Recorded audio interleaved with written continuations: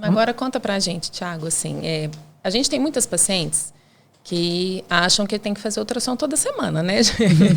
Sim. Na verdade, todas elas. Fazer ultrassom é muito gostoso, né? Então, do ponto de vista da gestante, eu já fui gestante, fazer ultrassom é uma delícia.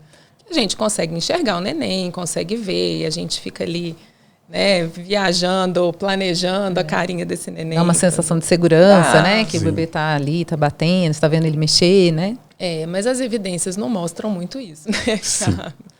Então, conta pra gente um pouquinho, assim, como que é feito isso, às vezes fora do país, né, que é o berço mesmo da nossa ciência, né, e da onde que vem esses estudos e essas indicações, e aqui no Brasil, assim, como que a gente consegue lidar com isso?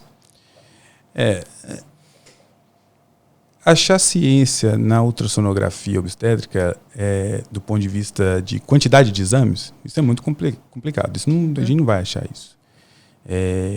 A gente sabe que a gente tem que diferenciar, começar sempre diferenciando em pacientes que são risco habitual das pacientes que têm algum fator de risco.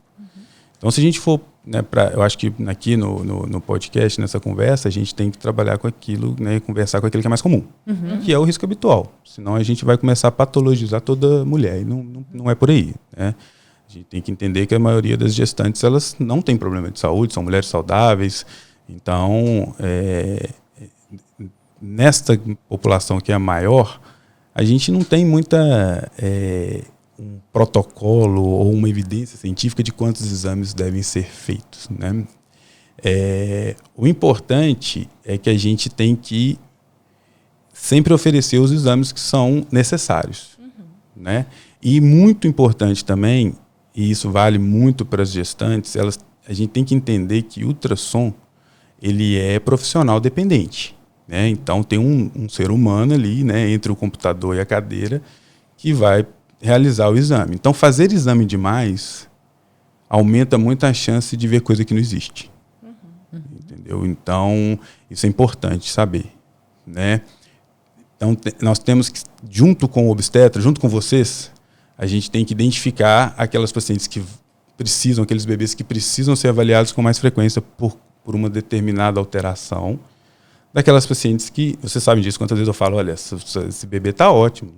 Eu ainda mando áudio ainda brinco, olha, aqui não precisa nem fazer exame mais.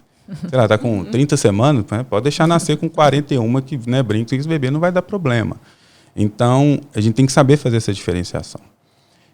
Mas, respondendo a sua pergunta, eu acho assim, é importantíssimo o exame de primeiro trimestre, né, não muito precoce. Né, aquela ansiedade que é compreensível que as mulheres têm, principalmente aquelas que já tiveram perdas. Né, elas querem, faz o beta-HCG e já quer fazer ultrassom. Então é importante aí o clínico, né, o obstetra clínico, explicar para ela, falei, olha, você não está tendo nenhuma alteração clínica, você não está tendo nenhum sangramento, você não tá... fazer ultrassom agora vai te gerar uma ansiedade gigantesca porque o Dr. Thiago não vai ver nada. Você está com 4 semanas, você fez o beta, porque muitas delas estão programando ali, elas sabem que o dia que engravidou, a hora que engravidou, né? Então o ultrassom de primeiro trimestre é extremamente importante. Mas eu acredito que ali entre 7 e 9 semanas. Qual que é a importância dele? Definir bem a idade gestacional, né? Avaliar se a data da última menstruação está compatível, avaliar o número de fetos, né? Se é 1, são 2, são 3, né? Isso é extremamente importante, porque se for gemelar, é importante definir o número de placenta, e aí nesse ultrassom inicial ele é mais fácil, né? E, claro, se a paciente tiver algum sintoma clínico, né, um sangramento, uma dor fora do normal, aí vai fazer o exame de acordo com a necessidade. Então, esse primeiro exame ele é importantíssimo para isso, tá? O exame de primeiro trimestre. Depois a gente tem o exame ali, né, a famosa translucência nucal, ali em torno de 12 semanas, né, hoje muito dito morfológico de primeiro trimestre. Também é um exame extremamente importante, porque ali a gente consegue fazer os rastreamentos. Né, eu defendo, eu não gosto do termo morfologia de primeiro trimestre. Né, isso é polêmico, mas isso é uma opinião pessoal. Porque eu acho que ali, esse ultrassom, a importância dele ali é a gente rastrear.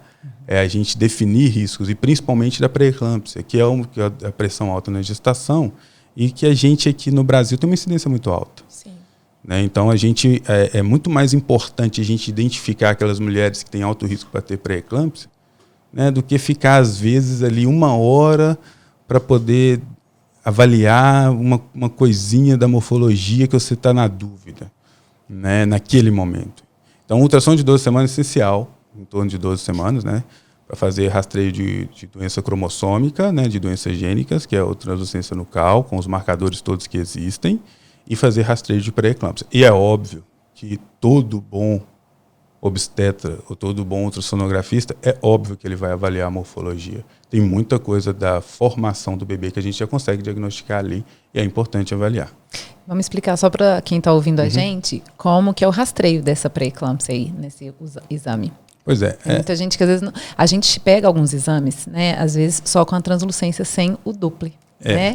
E aí a gente, então, às vezes repete, né? A gente tem ainda uma janelinha ali depois do de 12 para, né, fazer o rastreio, mas vamos explicar para o pessoal aí, então. O rastreio, o rastreio da pré-eclâmpsia é você tentar identificar precocemente as mulheres, as gestantes que têm maior risco de desenvolver a pressão alta na gestação.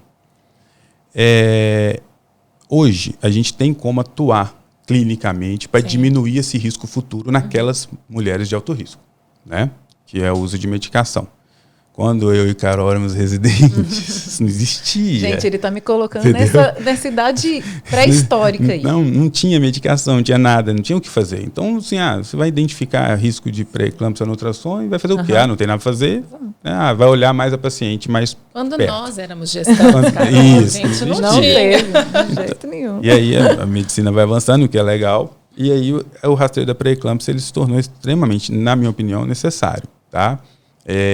Porque vale dizer que é a doença que mais mata mulheres grávidas no mundo inteiro, né? E desde que a gente começou a residência, tem se tentado prevenir, né? Descobrir a causa, né? Eu lembro que era sempre os estudos, faltam estudos para a gente tentar. Mas os primeiros buscar. Estudos do AS mesmo, né? Da aspirina, eles saíram quando a gente estava lá na residência, né? Mais ou menos isso, que como é que... Eu me lembro que, acho que, se eu não me engano, em 2008, teve um estudo grande no Lancet falando sobre o uso da aspirina e tal. Então, a partir dali que a gente começou a pensar sobre esse assunto, porque antes ela era feita com a ideia era feita a avaliação da uterina, mas lá com 26 semanas, era mais pra frente, né? Lá na frente, que a gente olhava incisura, que olhava as características da onda. Mas a avaliação mais precoce, ela é recente, né? Ela é relativamente nova. E aí vale dizer também, é importante a gente dar essa informação. A forma de rastrear a pré-eclâmpsia, ela pode ser feita de 2 maneiras. Não vou ficar aqui puxando sardinha para o ultrassom só porque eu sou ultrassonografista, né? A gente tem que falar aquilo que é real. A gente pode fazer rastreio de pré-eclâmpsia apenas por história clínica da paciente. Inclusive, isso é muito recomendado. Por quê? Porque você fazer ultrassom para todo mundo é um exame que demanda um profissional treinado. É um exame caro.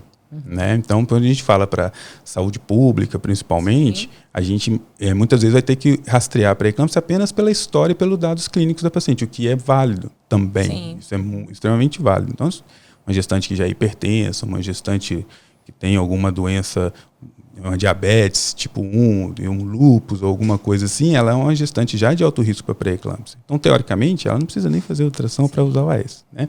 Então, vale a pena a gente deixar isso bem claro, porque vai ficar, para não parecer assim, olha, vocês têm que fazer o tempo todo. Não, se o seu clínico, se a doutora Marina, a doutora Carolina, na anamnese dela, na primeira consulta, identificou que você tem fator de risco para pré-eclâmpsia, ela vai usar a medicação independente do seu ultrassom, porque a clínica é sempre mais importante do que o exame complementar. A clínica é soberana, a gente sempre escutou isso. O ultrassom é um exame complementar, é complementar o pré-natal. Não é o pré-natal, isso vale muito a pena dizer. Né? Porque hoje muitas pessoas acham que o ultrassom é pré-natal. Não é. Pré-natal é outra coisa. É o que é o mais importante.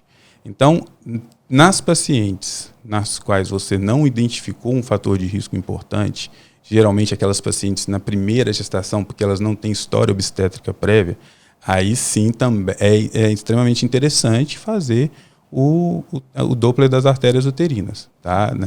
Na época da translucência nucal. Isso é essencial porque você às vezes vai identificar uma ou outra gestante que tem maior risco para ter a pressão alta, pré-eclâmpsia ou restrição de crescimento, né, do bebê, e aí você vai conseguir atuar e vai ser benéfico para aquela gestação.